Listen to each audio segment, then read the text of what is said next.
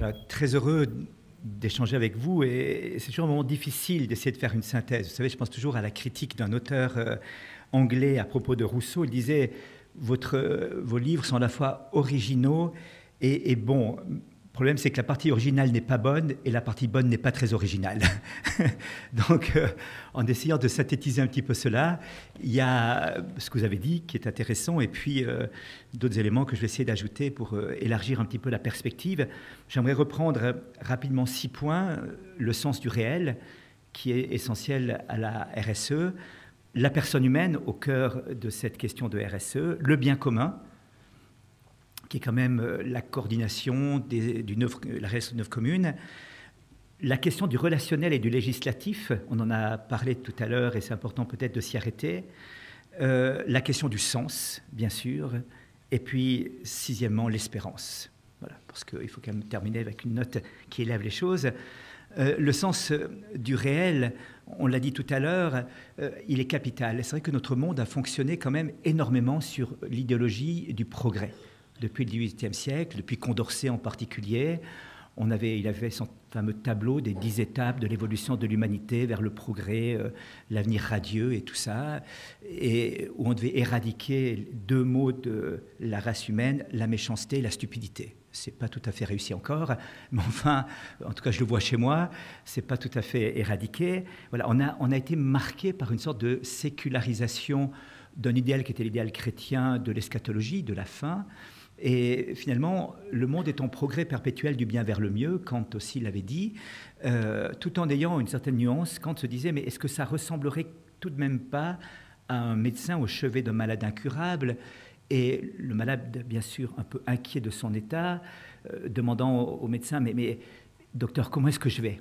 Le médecin lui dit, rassurez-vous, vous allez bien et ça ira mieux demain.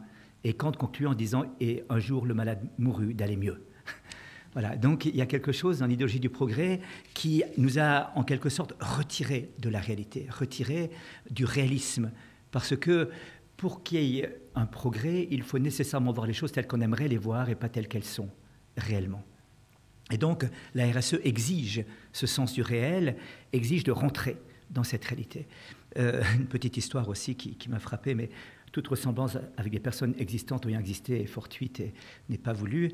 C'est un bonhomme qui débarque chez un paysan qui est en train de garder un troupeau de moutons. Le gars arrive avec sa Porsche Cayenne, complet Armani, chaussures Gucci, lunettes Ray-Ban, cravate Hermès, montre Rolex. Il a plus de 50 ans, rassurez-vous. Et puis, il est là, comme ça, et il regarde le berger et dit, écoutez, si je vous dis exactement le nombre de moutons que vous avez, est-ce que vous m'en donnez un? Le berger dit, écoutez, d'accord. Alors il sort son ordinateur, une antenne parabolique, il se branche sur un satellite, la NASA, connexion, scan du troupeau de moutons, décompte informatisé, et dit, vous avez 1586 moutons. Et le paysan dit, c'est exact. Il dit, alors vous respectez le deal? D'accord, alors prenez une bête. Et le gars prend une bête, la met dans le coffre de sa Porsche Cayenne, et puis il dit, ah, encore une dernière chose. Si je vous dis exactement le métier que vous faites, est-ce que vous me rendez la bête? Et le gars dit, d'accord, on fait le deal, vous êtes diplômé ingénieur qualité, vous faites des audits, dit le berger. Comment vous savez? Et dit, d'abord parce que vous débarquez ici sans que personne vous ait demandé, vous êtes payé pour avoir répondu à une question dont je savais par avance la réponse, et dernièrement, je vous en supplie, rendez-moi mon chien. Voilà, ça c'est le sens du réel, vous voyez. Donc je pense qu'il y a vraiment à redécouvrir cela. La deuxième chose est liée à ce sens du réel, c'est le sens de la finalité. Quel est le but, quelle est la finalité de ce que l'on fait? De voir les choses en perspective de la fin, de savoir où est-ce que nous allons. Et finalement, il y a 2 manières de voir les choses. Il y a la croissance ou le développement. Je pourrais dire que la croissance est une stratégie des cellules cancéreuses et le développement, la stratégie de l'embryon ou de la vie, voyez-vous. La croissance, eh bien, c'est quelque chose qu'il faudrait avoir en permanence, comme ça, et on est là avec des courbes, avec des chiffres. Est-ce que le PIB est monté, descendu? Alors le FMI va dire quelque chose, l'INCE va dire autre chose. Enfin, chacun va essayer d'y aller avec ses propres stratégies. Et est-ce que vraiment, dans cette logique de la finalité, dans cette logique de la fin, on prend véritablement en compte un authentique développement intégral de l'économie, de la société humaine? Il y a bien sûr la créativité qui va être au cœur de ce sens du réel, parce que le réel m'interpelle en permanence, voyez-vous. Quand je suis dans l'idéologie, je vais essayer d'appliquer des schémas à la réalité, essayer de mettre en œuvre quelque chose que j'ai conçu abstraitement pour essayer de faire rentrer la réalité dans cette conception abstraite et théorique. L'attitude réaliste va partir de la réalité, des besoins, des nécessités, des moyens à disposition. Et à partir de là, je vais construire quelque chose. Pour cela, il faut une boussole. Pour cela, il faut des principes, et on les verra tout à l'heure, ces principes de réflexion, des critères de jugement, des directives concrètes pour l'action. Quels vont être les principes qui vont ordonner ça? Je me souviens d'un ami qui s'appelait Bertrand Martin, vous êtes connu, qui était le directeur de New Sulzer France, dans une boîte qui fabriquait des moteurs diesel pour bateaux. Il n'y avait plus de bateaux qui étaient construits, donc plus de moteurs diesel. 6 mois de conflits sociaux. En 6 mois, il y avait eu 3 patrons qui avaient passé, qui avaient été éjectés. Piquet de grève devant l'entreprise. Et quand il arrive là, nommé par Sulzer, les piquets de grève lui disent « Et quelle est votre stratégie, patron? Quel est votre plan ?» Il dit « J'en ai aucun parce qu'il n'y en a pas, vu l'état de la société. » Et les syndicalistes ont dit « Vous étiez le seul patron crédible. » Tous les autres sont arrivés ici en disant « J'ai un plan, rassurez-vous. » J'ai une stratégie. Mais il n'y avait rien. On était conscients, nous, qu'il n'y avait rien. On a bien vu le carnet de commandes. Il était vide. Et le Bertrand Martin dit, j'ai pensé une chose, j'ai dit, ben, on va le faire ensemble, ce plan. Et la stratégie était la suivante. Chaque être humain, chaque collaborateur, parmi les 1000 employés, de l'ouvrier de base au cadre intermédiaire et supérieur, chacun a quelque chose à faire pour changer l'état d'esprit de l'entreprise et arriver à une productivité nouvelle. Et donc, il a mis ces 1000 personnes, d'abord en petits groupes dans l'entreprise, il n'y avait pas de travail, donc il les a fait réfléchir ensemble, puis une grande réunion avec 1000 personnes. Les CRS ont dit, mais vous voulez une garde rapprochée? Il a dit, non, je vais rentrer les mains dans les poches, merci beaucoup, et vous dégagez. Et il a dit, c'était impressionnant de voir ce qui s'est développé comme synergie à partir de là. Et ils sont rentrés dans un contrat de moteur diesel pour la production d'électricité en Chine. Et là, ils ont dû d'abord faire un plan social avec un départ de 300 personnes, puis ensuite remonter à 1500 employés pour l'entreprise. Après, elle a été vendue. Voilà, donc ça, c'est l'autre logique. Et puis, le sens du réel va aussi exiger de nous une certaine approche écologique. On l'a relevé à plusieurs reprises. Mais j'aime bien Pascal Bruckner qui dit, mais il y a 2 approches écologiques, l'écologie d'admiration ou l'écologie de condamnation. Et c'est vrai qu'il va falloir redécouvrir une écologie d'admiration. Je suis aussi un montagnard, parce que je viens de Suisse, et une des choses qui m'a toujours frappé, c'est quand on se trouve à 8 heures du matin sur un 4000 mètres, et qu'on regarde autour de soi, il y a quelque chose qui se passe. Alors vous, ce sera peut-être la mer, ou je ne sais quoi, mais enfin, il y a une sorte d'admiration qui est là. Et voyez-vous, je pense qu'il y a une attitude. Le réel nous oblige à une autre attitude. L'attitude de l'intelligence devant le réel va être l'admiration avant la condamnation, et l'émerveillement avant l'indignation. Non pas qu'il ne faille pas une certaine indignation, mais si on ne fait que s'indigner, indignez-vous, eh bien finalement on passe à côté de la réalité parce que c'est d'abord l'émerveillement de la plénitude du bien qui nous fascine, et puis l'absence du bien et l'injustice nous obligent intellectuellement et humainement à nous indigner, mais en second lieu seulement. Donc voilà, le réel nous ramène à un rapport au monde qui est fondamental pour la RSE. Le deuxième point qui est capital, bien sûr, c'est la personne humaine et le sens de la personne humaine. Ce sont des acteurs. J'aime beaucoup Alan Greenspan. Il aurait dû y penser plus tôt, mais il a dit une fois qu'il avait quitté la réserve américaine, la Fed. On lui dit, mais c'est à la BBC, il était interviewé, on dit, mais la crise, d'où vient-elle? Et il dit, c'est la nature humaine qui est à l'origine de la crise. Tant que personne n'a trouvé le moyen de changer la nature humaine, nous aurons encore d'autres crises. 2 crises n'ont jamais rien en commun, excepté la nature humaine. On dit, mais qu'est-ce que vous entendez par là? Il dit, c'est l'homme qui produit ces crises. Il dit, c'est une capacité inextinguible de l'être humain, lorsqu'il est en face de longues périodes de prospérité, de présumer qu'elles dureront toujours. Alors on pourrait dire que s'il y a la soif inextinguible de pouvoir, d'avoir, et où l'être passe au second plan en quelque sorte. Mais c'est intéressant de voir qu'il y a quelque part derrière chaque crise la responsabilité de la personne humaine. Et pour moi, c'est une des clés de lecture de la mondialisation. Voyez-vous, on parle de l'interdépendance, de l'interconnexion, de ces réseaux et de la complexité énorme de cette mondialisation qui semble difficilement gérable. Et elle est effectivement, le propre d'un système complexe, c'est qu'il est très résilient. Il a une certaine élasticité, mais quand la rupture est là, elle peut être très grave et très profonde. Cela dit, la mondialisation nous oblige aujourd'hui de revenir à la responsabilité personnelle. Je crois que c'est une des grands cadeaux parce qu'on a passé le XXe siècle à essayer de faire des modèles économiques, à modéliser des systèmes, à penser en termes d'idéologie, et tout ça, on est arrivé à un grand échec. Il m'est arrivé, dans le cadre de ces réflexions avec le Carnet Etchegaray, de se retrouver en 90 à l'Académie du travail de Moscou et l'école des Komsomol des jeunesses communistes. Nous étions invités pour essayer de voir pourquoi le communisme s'était écroulé. Et ils avaient fait appel au Vatican en disant « Donnez-nous quelques clés de lecture. » L'école de la formation des cadres du parti et des syndicats du parti. Vous imaginez? Et on était là avec des centaines de personnes en face de nous. Et ils étaient là, les oreilles toutes ouvertes. Et je me souviens toujours d'un professeur d'économie qui me montre les 15 ouvrages d'économie planifiée qu'il avait écrits. Et il se met à pleurer, il me dit « Toute ma vie, j'ai fait ça. Et ça ne sert à plus rien. » Ah, je dis « Non, non. Gardez pour les archives, qu'on ne fasse pas 2 fois la même bêtise dans l'humanité. Ça peut servir une fois. » Complètement déboussolé. Et déboussolé parce que la personne humaine n'avait pas été prise en compte correctement. C'est un système idéologique. Donc, la mort des idéologies, en tout cas l'échec des idéologies, l'échec des modélisations, nous oblige à repenser la responsabilité personnelle. Pas individuelle, personnelle, c'est-à-dire en lien avec les autres, dans des systèmes économiques, politiques. C'est la définition de la personne chez Mounier, un être relationnel, contrairement à l'individuel, celui qui est refermé sur lui-même, mais personnel, réellement parce qu'il y a des personnes derrière les systèmes, il y a des personnes derrière les institutions, et que même si on est en société anonyme, les gens qui sont derrière ne sont pas anonymes, voyez-vous. Et ça, c'est capital de comprendre.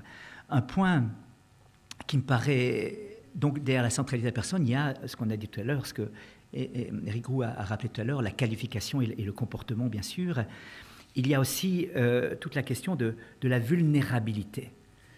Dans un monde hyper performant, il y a un sociologue français, Alain Ehrenberg, qui a écrit des livres très intéressants sur le culte de la performance et la société du malaise, finalement, qui en résulte, de dire qu'il y a vraiment la prise en compte de la vulnérabilité. Voyez-vous, je crois que c'est la RSE va prendre en compte la vulnérabilité, elle doit prendre en compte la vulnérabilité. C'était aux Jeux Olympiques de Seattle, aux Jeux Paralympiques en 1984. Il y avait des enfants qui étaient là, enfin des coureurs qui étaient là en situation de handicap. Et c'était la finale, coup de pistolet.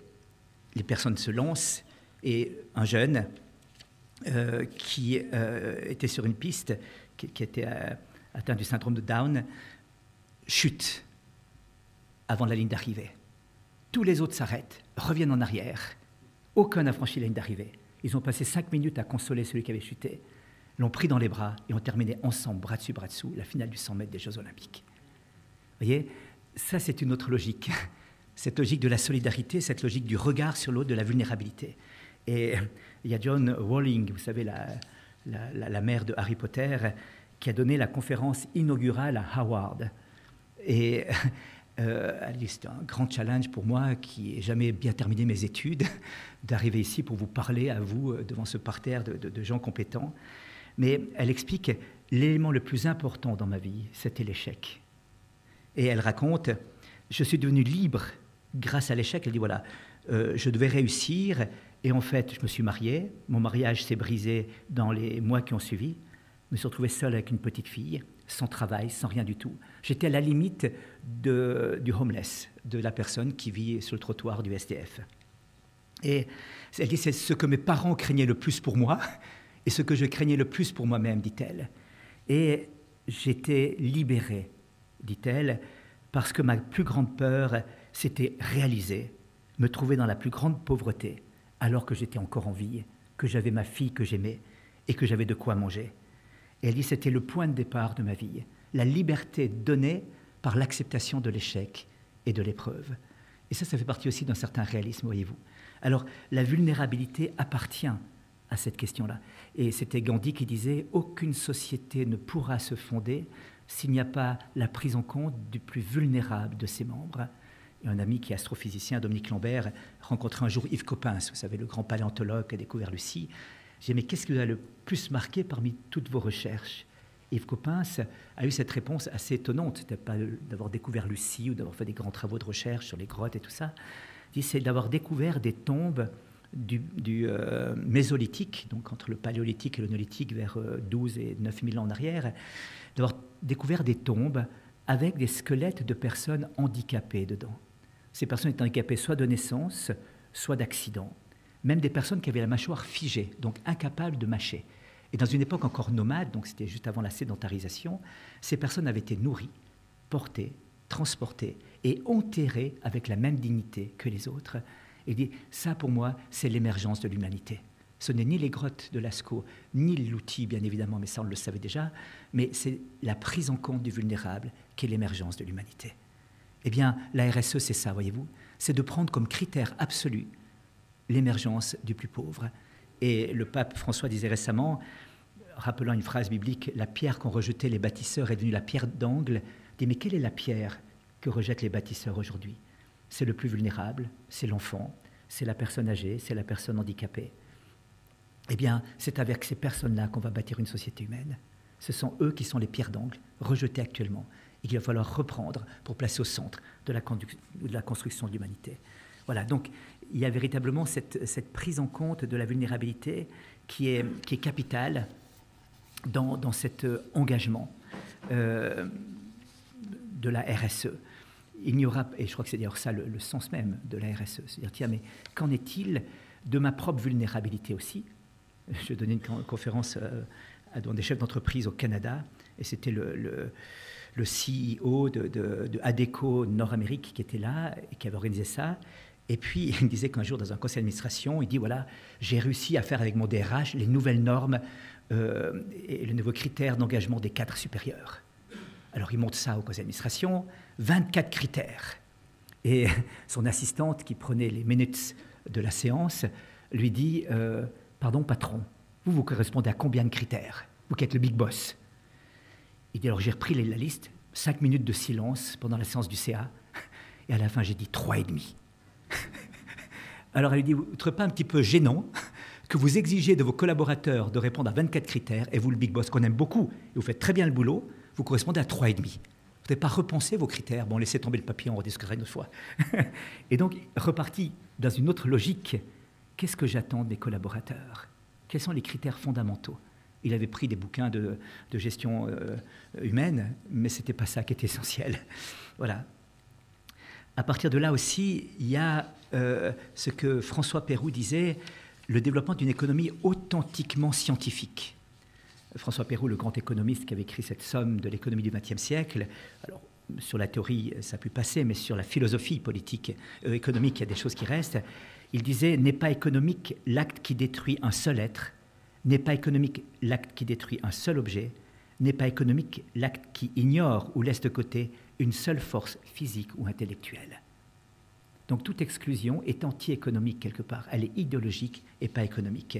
Et il disait dans une école de business qu'il visite un jour, « Je suis venu vous dire en tant qu'économiste que ce que l'on raconte sur le taux d'intérêt, sur l'escompte, le transfert spéculatif est très intéressant, mais ce n'est pas l'économie scientifique.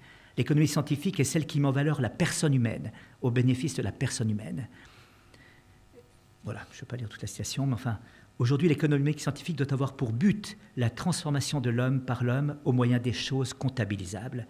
L'homme est la ressource ultime et première de l'homme, le plein développement de la ressource humaine de chaque être humain, sans exception, est le postulat d'une économie véritablement scientifique. Et je trouve que c'est prodigieux. Il écrit ça dans les années 70. Et donc, il avait vu le danger qui arrivait. Finalement, l'avoir, le savoir et le pouvoir passent avant l'être de la personne humaine. Si je dis que la personne humaine est au cœur de ce développement, alors il y a nécessairement la notion d'exemplarité qui va être là. On se rend compte aujourd'hui que le patron est celui qui est capable aussi d'avoir une certaine visibilité d'exemplarité. On l'a entendu à partir des témoignages, et c'est la logique même de cette rencontre. On va appeler des témoins qui ont vécu quelque chose et qui, grâce à l'exemple de leur engagement, grâce à l'exemple de leur implication dans l'activité économique, vont ouvrir de nouvelles perspectives et donner l'espérance que des choses sont réalisables, que quand on a le courage, et c'est le deuxième aspect qui va avec l'exemplarité, quand on a le courage de sortir des sentiers battus, eh bien, il y a quelque chose qui se met en place, de sorte qu'on va voir un mouvement qui va se créer, des structures qui vont devenir vertueuses ou des structures qui vont devenir vicieuses, si j'ose dire, comme ça, des structures de mal Jean-Paul Dove appelait ça des structures de péché, et des structures vertueuses qui vont favoriser ce développement d'une économie véritablement humaine et humanisante. Voilà, donc je crois que c'est ce grand enjeu dans lequel nous nous trouvons aujourd'hui, de retrouver le sens de la personne humaine, le sens du courage dans l'engagement, et le sens, bien sûr, de la compétence aussi. J'aime beaucoup cette petite histoire de ce que disait Saint Vincent de Paul, ce grand saint qui s'occupait des pauvres à Paris, à la charnière des XVIIe et XVIIIe siècles, des XVe et XVIe et XVIIe, pardon. Et un jour, il voit une religieuse en train de balayer le couloir. Et il voit cette gentille religieuse avec ses petits cornettes, vous savez, comme ça. Et elle dit, ma sœur, vous faites ça pour la gloire de Dieu. Et la sœur, quasiment en extase, laisse tomber le balai, lève les yeux au ciel, heureuse d'avoir été reconnue dans son fort interne, dit au père, « Oh oui, mon père !» Et Vincent de Paul lui dit, ça se voit. Parce que si vous faisiez ça pour que le couloir soit propre, vous y prendriez tout autrement. Ce qu'il veut dire par là, c'est qu'il fallait maîtriser la technique de surface, voyez-vous. Et qu'en maîtrisant la technique de surface, elle pouvait surajouter la gloire de Dieu. Ce qui n'est pas incompatible d'ailleurs. Mais qu'il ne fallait pas que l'un soit au détriment de l'autre, voyez-vous. Et je pense que c'est un point fondamental, cette dimension de la nécessaire compétence pour exercer la fonction qu'il a, sachant bien qu'on ne peut pas acquérir toutes les compétences et que donc il y a le réseau et l'entraide qui va être au cœur de cette chose-là. Et que peut-être, une chose fondamentale, il va falloir peut-être même accepter de se laisser enseigner par d'autres, de se laisser instruire par l'autre. Et c'est tout le nouveau mode de management qui n'est pas top-down, mais qui est bottom-up quelque part, ou en tout cas connecté, hein, qui va permettre d'apprendre des autres et d'écouter des personnes les plus simples et les plus humbles, des choses que le patron, l'ingénieur ne saura pas. Voilà. Derrière ça, il y a un choix de vie à faire. Si c'est une personne, il y a un choix de vie. Kierkegaard, le grand philosophe suédois, disait il y a 3 dimensions dans la vie, la dimension esthétique, la dimension éthique et la dimension religieuse. Il dit le grand tournant qu'il appelait le baptême du choix, c'est de passer d'une vie esthétique à une vie éthique. Et quel est ce passage? Il disait la vie esthétique, c'est finalement de pouvoir utiliser toutes les compétences, tous les moyens, de mettre en œuvre les choses, d'aller explorer tous les horizons. Et donc, finalement, d'être dans le surf, avec comme critère principal le beau. Et puis, la vie éthique, c'est tout d'un coup, quand je me rends compte que l'engagement que je vais prendre va exclure un certain nombre de choses, va devoir mettre de côté un certain nombre d'intérêts que j'avais pour m'engager totalement dans l'objectif que j'ai reçu comme mission à accomplir. Voyez-vous, une autre personne disait, on a tous 2 vies. La seconde commence quand j'ai compris que j'en avais qu'une. On a tous 2 vies, la seconde commence quand j'ai compris que j'en avais qu'une. Et qu'est-ce que je veux faire de cette vie? Alors l'esthétique, la dimension esthétique selon la pensée de Kierkegaard, justement de croire que tout est possible, que tous les horizons sont là. Et il y a quelque chose d'assez adolescentrique dans cette manière de voir. Le monde est à nous, allons-y. Voilà, Rastignac qui débarque à Paris, et voilà, on y va. Et puis tout d'un coup, je me rends compte que l'engagement que je prends, la mission qui m'est confiée, la responsabilité que j'assume, va nécessairement se concentrer, se focaliser. Ce nombre d'actions, ce nombre de lignes forces de mon existence, et que ces lignes forces vont restreindre les choix, mais introduire mon existence, non plus dans la beauté esthétique, mais dans la bonté humaine. Voyez-vous la différence? Puis la troisième dimension, c'est la dimension religieuse, ce qui va donner une perspective plus grande, bien sûr, à cet engagement-là, et c'est pas rien. Dans le Nord, ici, d'après ce que j'ai pu étudier, beaucoup de patrons, beaucoup d'entrepreneurs se sont engagés à partir de convictions religieuses, chrétiennes, et on fait tout un climat de l'entrepreneuriat social le cœur de leur existence. À l'époque, on n'en pensait pas du tout comme ça. Voilà. Donc, voyez-vous, cette dimension fondamentale de l'engagement qui va orienter ma vie vers une fin, et donc prendre les moyens nécessaires pour obtenir cette fin. Le troisième point que je voulais relever, c'est le bien commun. Dès l'instant où des êtres humains se mettent ensemble, des hommes et des femmes collaborent, il y a quelque chose qui dépasse le seul intérêt personnel, voyez-vous. Et le bien commun n'est pas la somme des intérêts personnels ou des intérêts individuels.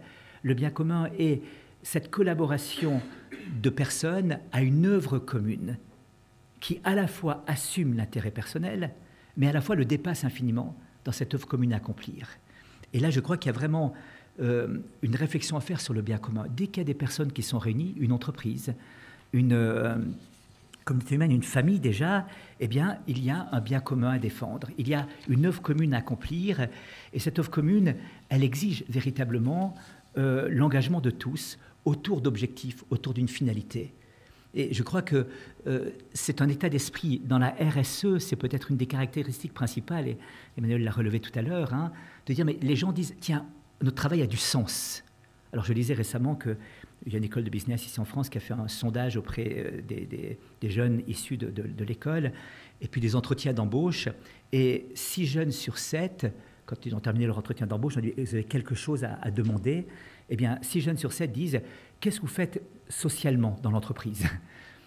Alors certains disent, on a une fondation, on a telle chose.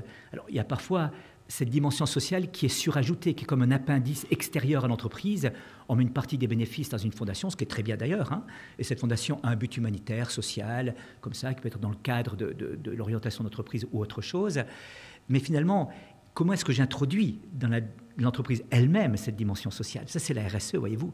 C'est pas seulement faire du social avec un bénéfice de l'entreprise et une fondation à côté qui est bien gérée, qui est sympathique et qui fait des choses merveilleuses d'ailleurs. Mais là, on n'est plus dans la logique comme ça. Et je crois que ces jeunes sont en train de se dire, mais qu'est-ce qui va donner sens au travail que j'exerce au-delà de l'activité seulement fonctionnelle que j'ai? Est-ce qu'il y a un plus, un surcroît d'âme qui va permettre de m'engager personnellement dans cette œuvre? C'était l'expérience de Manuel Faber avec Danone, quand il est parti avec Mohamed Younous, c'est de se dire, mais là j'arrive à lier les deux choses. À la fois mon côté entrepreneurial, avec la performance, la rigueur économique, et en même temps ce surcroît d'âme qui permet d'aider ces personnes qui sont là-bas. Donc le bien commun va exiger une vision commune et un sens commun de l'œuvre. Et c'est là qu'intervient la difficulté. Voyez-vous, on parlait tout à l'heure du dialogue avec les syndicats et tout ça. Comment donner non pas simplement des intérêts de classe, qui était le grand débat de la fin du XIXe siècle, mais de voir l'œuvre commune à accomplir. En Suisse, on a compris la chose en 1937, après les grandes crises de 20 et de 30. Il y a eu des grèves, il y a eu des centaines de milliers d'emplois qui ont été massacrés, et un taux de chômage très élevé, une situation économique très précaire, et puis une rivalité permanente. Et un jour, en 1937, les patrons de la métallurgie et de l'horlogerie, avec les syndicats, sont mis d'accord en se disant, on est vraiment des crétins, vous et nous. On fait des contrats lose-lose. On se tape sur la figure, on lutte les uns contre les autres.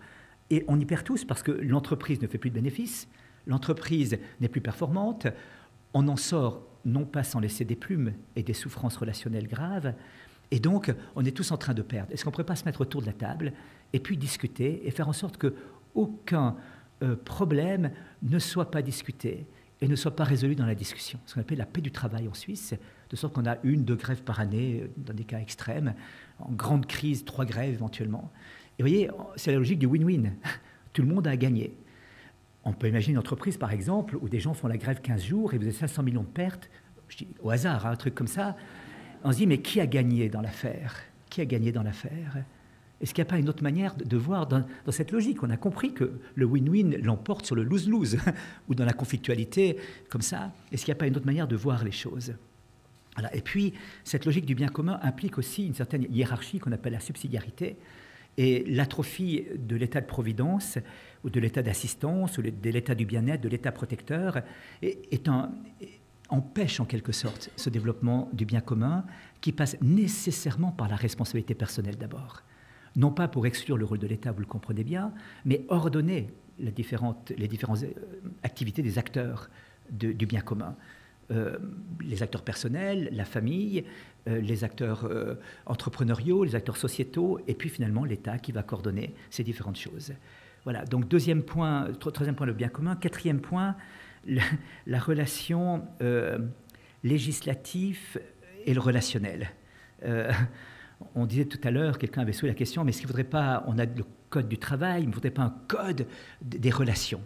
J'aimais beaucoup Franz Josef Strauss, vous savez, l'ancien Premier ministre de la Bavière, on l'appelait le lion de la Bavière, avait dit un jour devant la communauté européenne, à l'époque c'était l'Union européenne, les 10 commandements comprennent 279 mots, alors je pense que c'est en allemand, la déclaration d'indépendance des États-Unis contient 300 mots. L'ordonnance européenne pour l'importation des caramels mous, 25 911 mots. Est-ce qu'il n'y a pas un problème quelque part? Alors vous me direz, bien sûr, il faut bien calculer le nombre de sucre qu'il y a dans le caramel, la dureté pour que les plombages restent ou que les dents restent en place. Oui, d'accord. Mais voyez-vous, est-ce que tout le droit est au même niveau? Est-ce que le droit essentiel, dit autrement, est-ce que le droit fondamental a besoin de longues légiférations? Est-ce que c'est vraiment ça? Dit autrement encore, voyez-vous, le mode relationnel et la structure personnelle de chacune et de chacun est plus importante, quelque part, que la loi qui va régir ou que le code déontologique qu'on va appliquer. Je donnais un jour une conférence à l'INSEAD à Singapour, dans un cadre de top managers qui étaient là, et il y avait une dimension éthique qui m'a invité pour parler un petit peu de la spiritualité de l'éthique dans le management. Et à un moment donné, je pose la question à ces gens qui étaient là, qu'est-ce qui fonde l'éthique pour vous? Et un responsable, directeur d'une grande boîte en Afrique, sud-africain, noir sud-africain, dit, moi, c'est de respecter le principe de l'égalité dans chaque pays, la loi de chaque pays. Et alors, un autre intervenant, un Américain, dit, écoutez, mon entreprise était, pendant l'apartheid en Afrique du Sud, il était interdit d'engager des Noirs sud-africains à des niveaux de responsabilité dans l'entreprise. Il y avait une sanction pénale pour les cadres de l'entreprise, et une sanction économique avec la confiscation de l'entreprise et l'exclusion de l'entreprise. Mon entreprise a pris le risque, parce qu'elle a jugé plus important de respecter la dignité de chaque citoyen de ce pays sud-africain, y compris les Noirs sud-africains, et donc a engagé des cadres. Elle a pris le risque des directeurs d'aller en prison et l'entreprise d'être confisquée. Ont-ils mal agi, puisqu'ils ont violé la loi du pays? Il y a eu un silence de mort pendant 30 secondes, et ce Noir sud-africain a dit ils auraient dû respecter la loi du pays. Et il y a eu un vertige chez tout le monde, voyez-vous, parce que tout d'un coup, pendant ces 30 secondes, il a pensé à lui. Il dit, mais si je pense comme lui, tout ce que je fais peut-être dans plusieurs pays est complètement faux. Et pour justifier ma mauvaise conscience qui surgissait à ce moment-là comme un accusateur intérieur, eh bien, il a dû dire que cet homme avait eu tort, que l'entreprise avait eu tort de ne pas respecter la loi de l'apartheid, finalement. Vous imaginez jusqu'où peut aller l'illogisme et la folie intérieure dès qu'on n'a plus ces critères qui sont là. Et c'était André Frossard, vous savez, le grand écrivain, qui disait « Quand chacun arrivera à faire sa propre loi, on regrettera le temps des commandements, il n'y en avait que 10. » Ce qu'on appelle la loi naturelle, les grands principes, les grands tabous, pour dire autrement, tu ne tueras pas, tu ne voleras pas, tu ne feras pas de mal à ton prochain, et même tu peux même l'aimer, ton prochain. Voilà, donc il va y avoir une manière de vivre une relationnalité qui doit être différente, et aussi, j'ose lâcher le mot, celui de l'amour. Je me couvre derrière Comte Sponville, mais mon patron Jésus-Christ l'avait dit avant, aimez-vous les uns les autres, et dans sa hiérarchie des valeurs, Comte Sponville passe au sommet de la hiérarchie des valeurs qui fonde sa société, l'amour, qui est la primauté des primat, dit-il, et qui nous évite et l'angélisme et le barbarisme. Voilà, donc l'amour, alors l'amour de nouveau, il y a une petite fille qui disait un jour, quand tu dis j'aime les fleurs, tu les coupes, quand tu dis j'aime les oiseaux, tu les mets en cage, quand tu dis j'aime les chiens, tu les tiens en laisse, quand tu dis j'aime les pommes, tu les croques, et quand tu me dis je t'aime, j'ai très peur.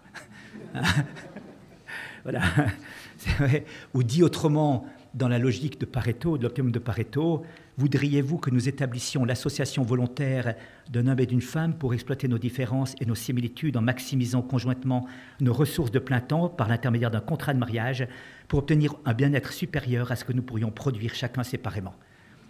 Juliette craque, vous voyez, vous attendez ça, vous dites...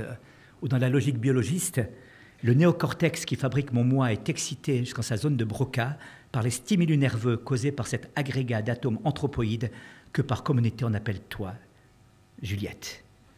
Et là, on craque. Donc, l'amour, oui, mais quel amour? Il y a deux modes d'amour. Il y a l'amour possessif, celui qui prend pour soi, et l'amour oblatif, celui qui donne, et pour qui l'autre est plus important que moi.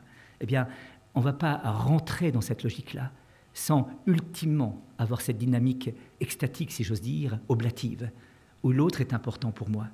Michel Onfray disait, vous savez que Lévinas, Emmanuel Lévinas, le grand philosophe juif, disait « Dès que j'ai vu un visage, c'est devenu un impératif catégorique éthique pour moi. Dès que j'ai vu un visage, je suis engagé par ce visage que j'ai vu. » Et Michel Onfray disait « Autrui n'est pas un visage, pardon aux disciples de Lévinas, mais un ensemble de signaux nerveux actifs dans un appareillage neuronal. » Pas sûr, et vous, pas sûr. Bien sûr qu'un appareillage neuronal. Vous savez que pour tirer la gueule, il faut 40 muscles, et pour sourire, il faut 22 muscles. Donc, c'est à peu près ça. Hein. Donc, souriez, d'accord. Mais, voyez-vous, hein, il y a ultimement, dans cette dimension du bien commun, au-delà de la justice qui constitue le critère minimal de la convivialité d'une société, au-delà d'une certaine solidarité entre les personnes, il va falloir aussi un certain amour entre les personnes. J'étais un jour avec Comte Sponville et vous voyez, une société avec la justice seulement ne va pas réussir à construire un bien commun. Il va falloir ce que Aristote disait, l'amitié civique. Alors, il me disait, mais le prêtre prêche. J'ai dit, non, je cite Aristote, 4 siècles avant Jésus-Christ. C'est pas Jésus-Christ, j'aurais pu le citer aussi. Mais c'est Aristote qui dit qu'une société sans relation oblative, sans attention à l'autre, ne peut pas se bâtir, voyez-vous. Et que, ultimement, le moteur ultime de cette responsabilité sociale, c'est parce qu'en face, j'ai un visage, j'ai quelqu'un avec un nom, avec une histoire, et que cette personne, eh bien, implique mon engagement éthique dès l'instant où je l'ai rencontrée, et dès l'instant où je collabore avec elle. Voilà. Et donc, le regard n'est plus le même sur ces réalités, le regard n'est plus le même sur le monde à partir de ça. C'était un jour un DRH qui avait été invité à un concert de la symphonie inachevée de Schubert. Enfin, le patron avait reçu, le CEO avait reçu l'invitation. Il dit à son DRH, je ne peux pas y aller, vas-y à ma place et fais-moi un rapport après sur le concert. Alors le DRH fait son rapport le matin et dit, les 4 joueurs de hautbois demeurent inactifs pendant des périodes considérables. Il convient donc de réduire leur nombre et de répartir le travail sur l'ensemble de la symphonie de manière à réduire les points d'inactivité. Les 12 violons jouent tous des notes identiques. Cette duplication excessive semblant inutile, il serait bon de réduire de manière drastique l'effectif de cette section de l'orchestre. Si l'on veut produire un son de volume élevé, il serait possible de l'obtenir par le biais d'un amplificateur électronique. L'orchestre consacre un effort considérable à la production de triple croche. Il semble que cela constitue un raffinement excessif. Il est donc recommandé d'arrondir toutes les notes à la double croche la plus proche. En procédant de la sorte, il devrait être possible d'utiliser des stagiaires et des opérateurs peu qualifiés plutôt que des virtuoses. La répétition par les corps du passage déjà exécuté par les cordes ne présente aucune nécessité. Si tous les passages redondants de ce type avaient été éliminés, il serait possible de réduire la durée du concert de 40 minutes à 20 minutes. Nous pouvons conclure, Monsieur le Président, que si Schubert avait prêté attention à mes remarques, il aurait été en mesure de finir sa symphonie. Vous voyez, ça c'est un autre regard. Schubert aurait été en mesure de finir sa symphonie. Voilà. On a découvert aussi, voyez-vous, aux États-Unis, dans cette dimension-là personnelle, qu'il y avait un élément essentiel qui était ce qu'on appelle le QS. On a déjà découvert le QI, le quotient intellectuel, un nombre de compétences et de capacités intellectuelles pour assumer des responsabilités, qu'il fallait un QE, le quotient émotionnel. C'est Goldman qui développera ça en disant mais le QI seul peut faire des gens complètement inadaptés à la relationnalité, avec aucune empathie. Et finalement, ça fait des empêcheurs tournés en rond dans un CA ou dans une équipe d'entreprise. Et donc, il faudrait quand même un certain quotient émotionnel, un certain nombre de critères. Je ne vais pas les développer ici, vous les connaissez mieux que moi. Et puis, tout d'un coup, on s'est rendu compte que ce n'était pas suffisant, que le QI était nécessaire mais pas suffisant, que le QE était nécessaire mais pas suffisant, qu'il fallait un QS, un quotient spirituel. Et qu'entend-il par quotient spirituel ? C'est un certain nombre de principes et de valeurs qui, quelque part, transcendent l'organisation quotidienne, qui habite toute la vie d'une personne, sa vie professionnelle comme sa vie privée, et qui oriente ses choix et auxquels la personne ne veut pas déroger pour rien au monde. Ce QS va donner à cette personne une prévisibilité dans son comportement, une constance dans son agir et une façon de se comporter qui permet une cohérence totale de son action. Donc elle n'est plus une personne qui va être ballottée de tous les côtés au gré des majorités, au gré de ses sentiments ou des intérêts particuliers qu'elle pourra avoir, mais elle va avoir une vision personnelle qui fait qu'à un moment donné, elle va dire « non, là je ne peux pas, là ça sort de ma vision ». Et disent une personne qui aurait un QI et un QE tout à fait remarquables, estimables, mais qui n'aurait pas ce QS, font à terme du tort à l'entreprise et empêchent un bon développement de l'entreprise. Si une personne n'a pas ces convictions qui l'habitent, alors elle peut être différente suivant les personnes, elle peut être réellement spirituelle ou religieuse, Elles peuvent être simplement, à la manière de Jung, un certain nombre de critères, de réflexions qui habitent mon imaginaire et qui finalement déterminent des choix que je fais ou que je ne fais pas. Ça peut être différents domaines, hein, mais il y a cette troisième dimension qui est fondamentale et sans laquelle, eh bien, la vie, l'engagement professionnel de personne n'est pas possible. Eh bien, tout ça appartient, si vous voulez, à cette logique de la construction d'un bien commun qui finalise les choses. Et puis le dernier point, oui, mon Dieu, le dernier point, c'est l'espérance.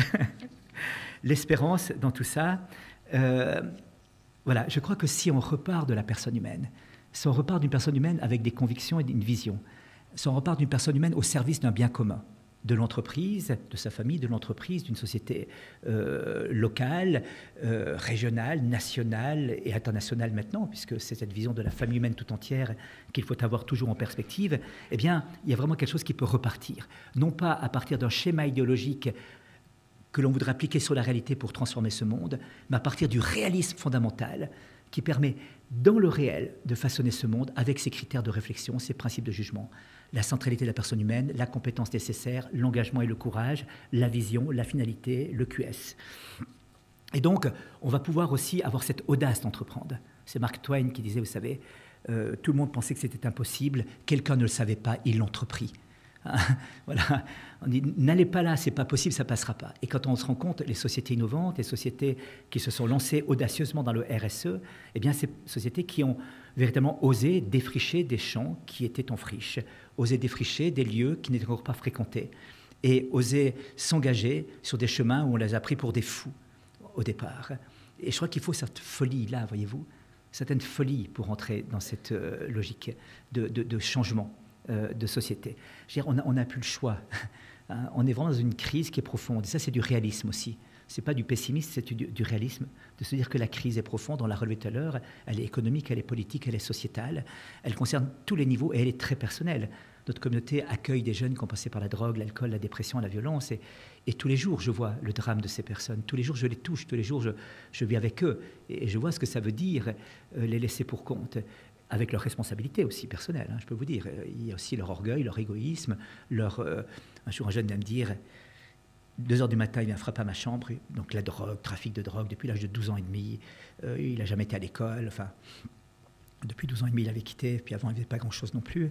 Puis il vient 2 heures du matin, puis il me dit, j'arrive pas à dormir. Je dis, qu'est-ce qu'il y a? T'es en manque? T'as envie de prendre la dope? Non, c'est pas ça, c'est plus grave. Je dis, mon Dieu, tu as un problème de santé? Il dit, non, c'est grave. Je me suis rendu compte hier soir que le couillon, c'était moi. Moi, j'ai accusé mes parents, j'ai accusé la société, j'ai accusé la police. Et cette nuit, je me suis rendu compte que j'ai fait des choix moi-même qui m'ont conduit à la tragédie de ma vie. Et que le couillon, c'est moi. Bien sûr, il y a un héritage, bien sûr, mais le responsable, c'est moi. Je suis responsable de la merde dans laquelle je me trouve aujourd'hui. Tu te rends compte, Nicolas? Je dis, mais ça, je le savais depuis le départ. Je suis content que tu te rendes compte toi aussi. Il n'y a pas seulement à accuser les autres, il y a aussi, vous savez, quand vous montrez quelqu'un du doigt pour l'accuser, il y a 3 doigts qui vous montrent vous-même et qui vous accusent. Donc, il y a à chaque fois ce retour sur soi qui nous applique dans notre propre responsabilité. Alors, de voir ce monde tel qu'il est, de le voir avec ses exigences, ses difficultés, et puis en même temps, de voir ce qu'on aimerait bâtir, cet objectif, non pas comme un idéal abstrait, mais comme une nécessité incontournable. Une société authentiquement humaine. René Desmaisons, le grand alpiniste, on disait, mais c'est quoi l'alpinisme, la montagne? C'est d'un jour poser ses pieds là où nos yeux nous ont portés.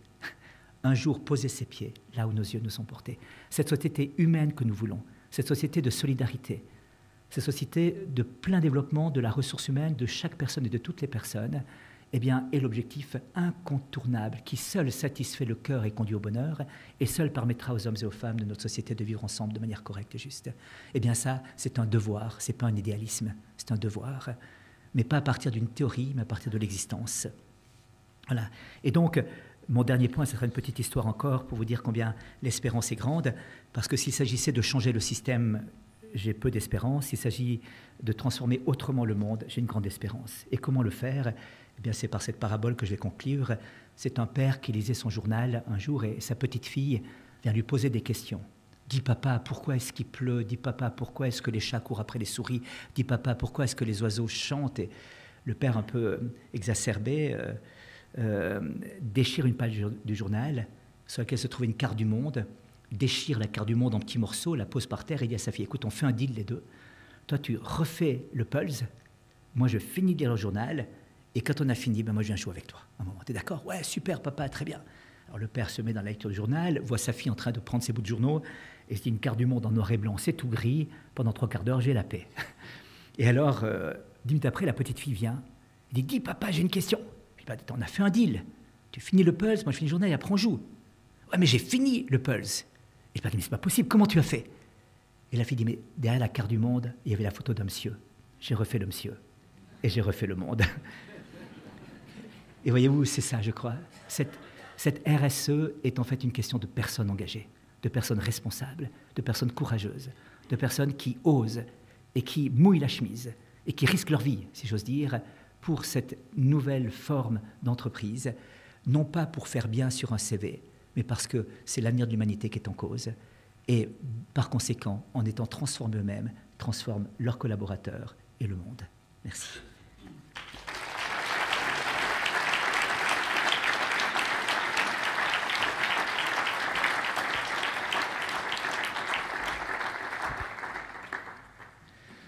Est-ce qu'il y a des questions?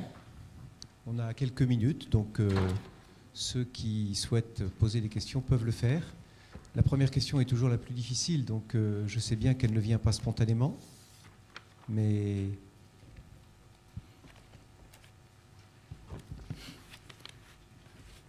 Pas de questions. Comme après tout à l'heure l'intervention de... Ah voilà, quand même. Si, parce qu'on ne va pas t'entendre.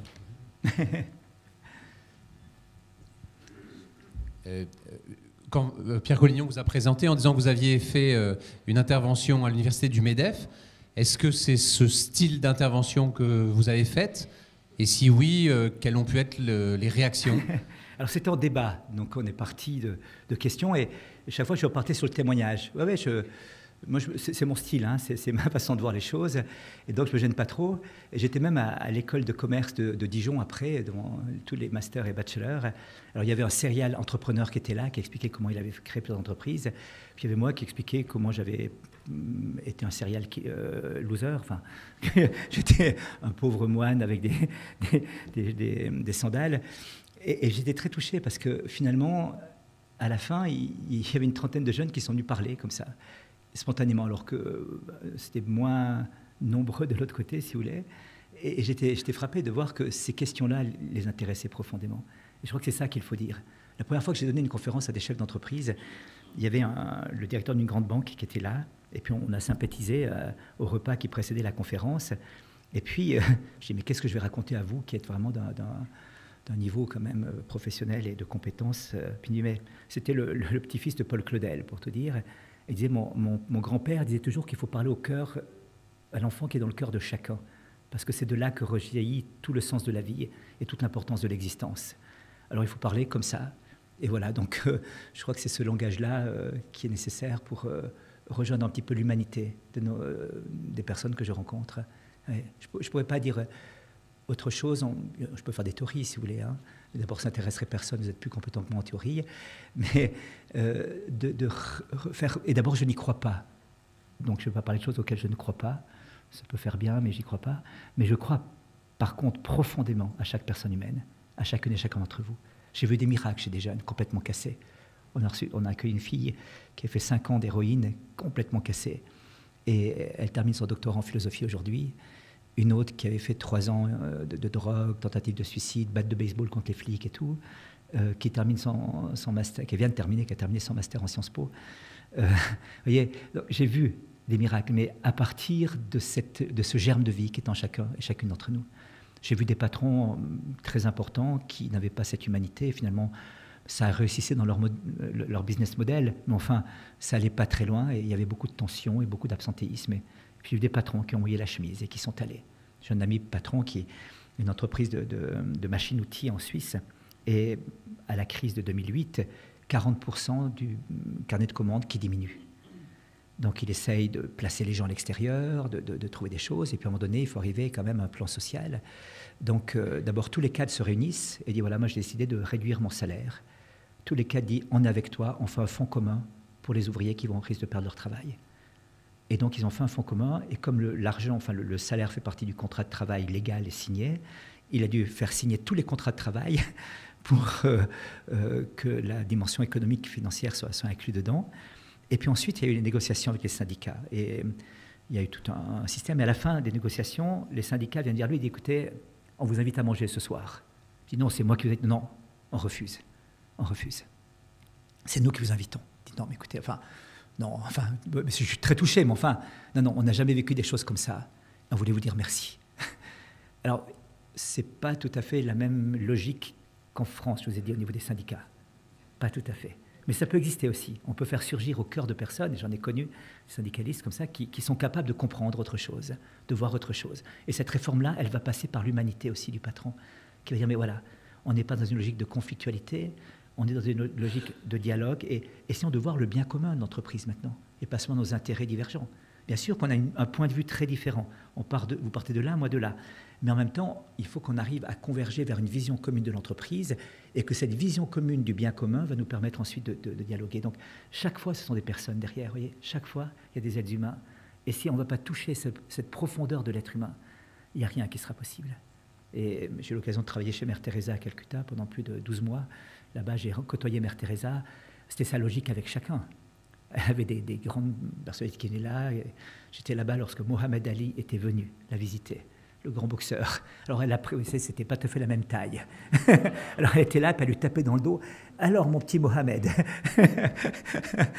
my friend. Voilà. Oui, le cœur de la personne. Je crois que c'est ça vraiment le grand enjeu de ce 21e siècle. Le grand enjeu. Et si on ne réveille pas ça, alors on passera à côté des grands challenges qui sont devant nous. Et passer à côté, ça veut dire avoir des conséquences graves, parce que je suis réaliste et je pense que si on ne réveille pas ce sens de la responsabilité, alors il y aura des conséquences graves. Oui. Voilà, je dis partout la même chose. Donc, ça décape un petit peu, ça dérange, mais ça réveille aussi. Y a-t-il une autre question? Bernard, tu dénonçais quelqu'un? Ah, pardon.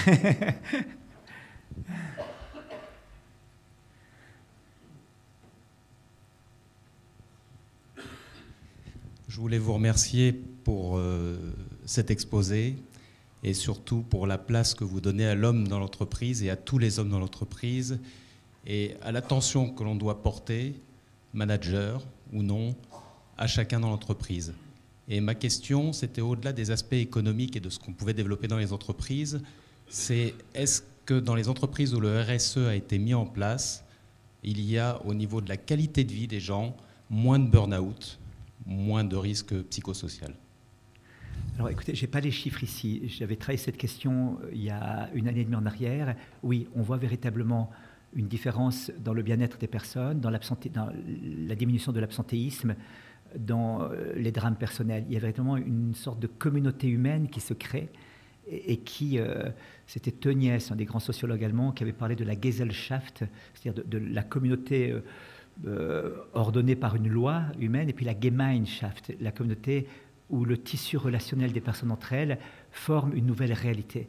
Et bien chaque fois qu'il y a cette réalité nouvelle d'une relationnalité paisible et apaisée entre les personnes, non pas, on n'est pas dans un angélisme, non pas sans conflictualité, mais où les choses sont prises en compte, les personnes sont prises en compte, il y a véritablement une conséquence en santé sociale, en santé du travail, ça c'est sûr.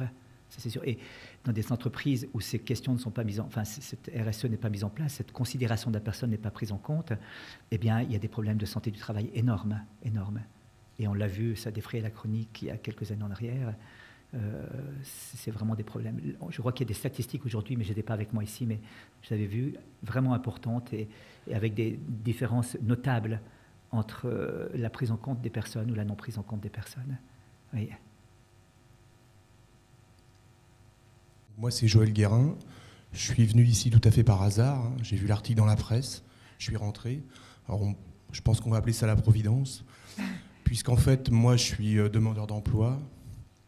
J'ai dans une entreprise où c'est la médecine du travail qui m'a sorti, parce qu'il y avait danger. Donc les risques psychosociaux, malheureusement, ils existent encore. Et je pense qu'avec un certain mode de management, je pense que la RSE est peut-être... je ne sais pas si c'est certainement la bonne solution, mais je ne pense pas que tous les managers, même notamment dans les petites boîtes, sont forcément tous conscients de ça. Néanmoins, maintenant, j'ai découvert cette semaine un métier de moniteur éducateur dans un ESAT. Et là, c'est vrai qu'on découvre une certaine humanité vis-à-vis d'une population que je ne connaissais pas. Et je voulais vous remercier parce que je pense que cette semaine, pour moi, c'est le point final d'un grand moment. C'est vrai vous avoir entendu parler, franchement, ça me touche. Mais j'aurais quand même une question, et là c'est pour le monde. Pourquoi avez-vous quitté la politique, sachant qu'à mon avis, c'est peut-être là que ça se passe quand même, pour pouvoir poser les bonnes questions dans un monde qui malheureusement va très très vite. Et peut-être parfois nos dirigeants sont soit déconnectés, soit ils ne connaissent pas trop les choses. Mais je pense qu'il y a peut-être des moyens, et notamment la politique en est un, pour remettre l'humain au cœur de ce monde qui, à mon avis, en a bien besoin actuellement. Pour faire bref, hein. Mais d'abord, c'était vraiment un appel. Le point de départ est venu d'un appel du Vatican qui cherchait quelqu'un pour représenter le Saint-Siège dans la préparation d'une conférence mondiale qui a lieu à Séoul, en Corée, sur le thème justice, paix et sauvegarde de la création. Et pour moi, c'était le signal. Mais avant ça, il y avait eu deux choses. Dans mon stage d'avocat, je m'occupais d'un jeune qui avait violé, brûlé 7 enfants. Et de nouveau, c'était mon choc quand j'ai rencontré en prison. J'attendais dans la salle d'attente des avocats comme ça, et j'avais lu le dossier, je n'endormais plus la nuit, c'était tellement atroce. Et puis il est arrivé, c'était un être humain. Rien ne le distinguait extérieurement de n'importe quel être humain. Quand il a tendu la main, que j'ai serré la main, je savais ce que sa main avait fait. Et c'était une violence extrême pour toucher la main. Et puis ensuite, je me dis, mais tout se passe à l'intérieur finalement. Donc c'était une première choc. Deuxième choc, c'était la rencontre de personnes handicapées, physiques et mentales, durant ma période politique, à Turin, au Cotolengo, dans une maison d'accueil de personnes comme ça, qui m'ont montré aussi la grâce de la vulnérabilité. Ces gens ont été des maîtres de vie pour moi, vraiment. Pendant 3 semaines, pendant les vacances de Noël, j'étais parti là-bas. Voilà. Et tout d'un coup, je comprenais qu'il fallait que la vraie révolution, c'était la révolution des cœurs, et qu'elle se faisait en amont de toute l'action dans laquelle je me trouvais. Alors, je n'ai pas choisi de quitter pour ça. Les circonstances ont fait que j'ai quitté, et l'appel de Dieu aussi, bien sûr. Mais je comprenais que sa raison du cœur se faisait en amont. Donc, c'était un travail en amont qu'il fallait faire. Et puis qu'il y avait une sorte d'outsourcing, vous savez. C'est-à-dire la grâce de Dieu, l'aide de Dieu. Il fallait sortir de soi-même pour trouver une force qui nous dépassait. Et donc, la prière est essentielle.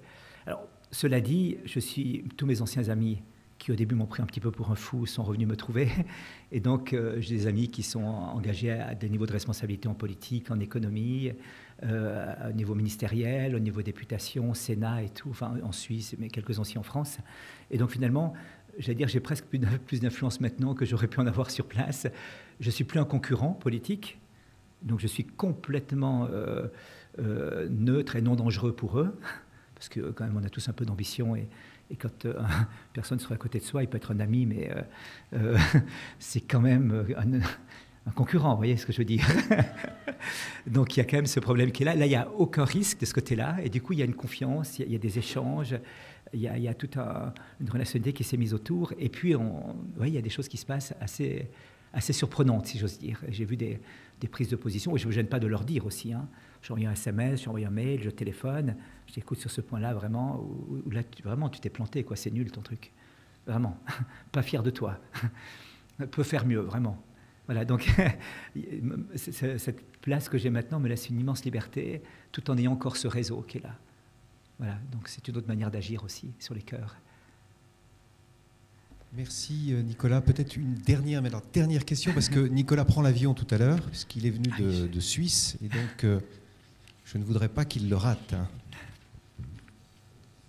Lui non plus d'ailleurs. Oui, j'aurais voulu vous poser une question à propos d'un mot que je n'ai pas entendu aujourd'hui, et pourtant qui m'interpelle. C'est le mot pérennité.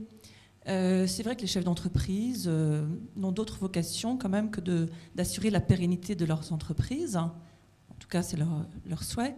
Et les salariés d'assurer aussi la pérennité de leurs choix.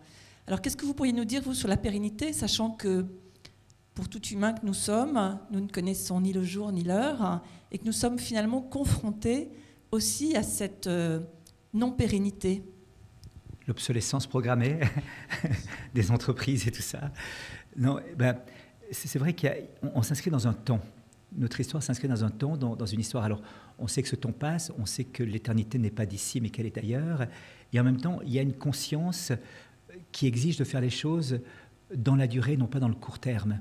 Et cette conscience de faire les choses dans la durée implique un certain nombre de principes qui permettent de durer, des principes qui ne permettent pas de durer, et des principes qui permettent de durer. Et donc, on en a parlé aussi déjà aujourd'hui, le primat de la finance ou du trading à haute fréquence, par exemple, ne permettra pas une économie de durée, c'est sûr.